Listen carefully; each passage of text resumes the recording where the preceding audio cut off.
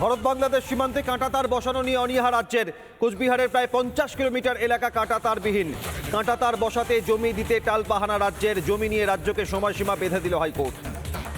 আগামী 31শে মার্চের মধ্যে জমি হস্তান্তরের কথা। বিএসএফ এর হাতে জমি হস্তান্তরের নির্দেশ। তৃণমূল সরকারকে কড়া নির্দেশ হাইকোর্টের। রাজ্যে সীমান্ত সুরক্ষা নিয়ে কড়া হাইকোর্ট। ভারত বাংলাদেশ সীমান্তে কাঁটা তার বসানো নিয়ে রাজ্যের অনীহা। কোচবিহারে প্রায় 50 কিলোমিটার এলাকা কাঁটাতারবিহীন। কাঁটাতার বসাতে জমি দিতে টালবাহানা রাজ্যের। জমি নিয়ে রাজ্যকে সময়সীমা বেঁধে দিয়েছে আদালত।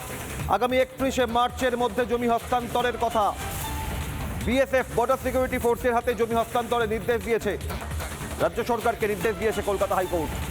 সীমান্তে কাঁটাতার বসানো নিয়ে রাজ্যের অনীহা, ঢিলেমি, উদাসীনতা আর এবার কড়া পদক্ষেপ। সীমান্তে সুরক্ষা, দেশের নিরাপত্তার প্রসঙ্গে এবার কড়া নির্দেশ। কোচবিহারে প্রায় 50 কিলোমিটার এলাকা কাঁটাতারবিহীন।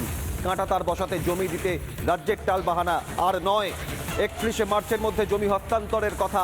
বিএসএফ এর হাতে জমি হস্তান্তরের নির্দেশ।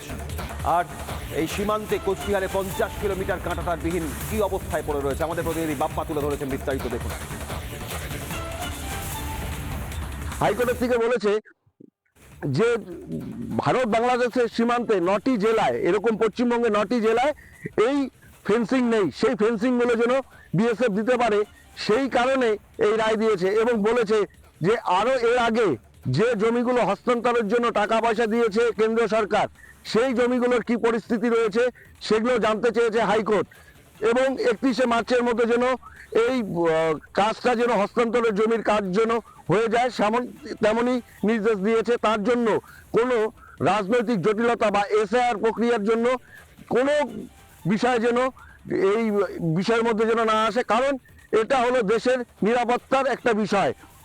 সেই কারণেই এই নির্দেশ দিয়েছে। এবং এই এতদিন থেকে এই যে কাঁটাতার নেই, কাঁটাতারবিহীন যে জায়গা, সেই জায়গা দিয়ে নানান অবৈধ কাজ চলতো, যেরকম এই পার থেকে ওপার যাওয়া বা অবৈধ জিনিসপত্র এই পার থেকে ওপার আনা নেওয়া, এরকম এগুলো কাজ যেন বন্ধ হয়, সেই কারণেই এই নির্দেশ দিয়েছে হাইকোর্ট।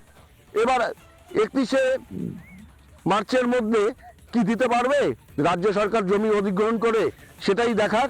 কুচবিহার থেকে বাপ্পা সরকার, রিপাবলিক বাংলা। নানা ধরনের কন্টেন্ট দেখার জন্য লাইক করুন, শেয়ার করুন আমাদের ফেসবুক পেজ, সাবস্ক্রাইব করুন আমাদের ইউটিউব চ্যানেল। পাশাপাশি অন্যান্য ব্রেকিং নিউজের জন্য অবশ্যই চোখ রাখুন রিপাবলিক বাংলায়।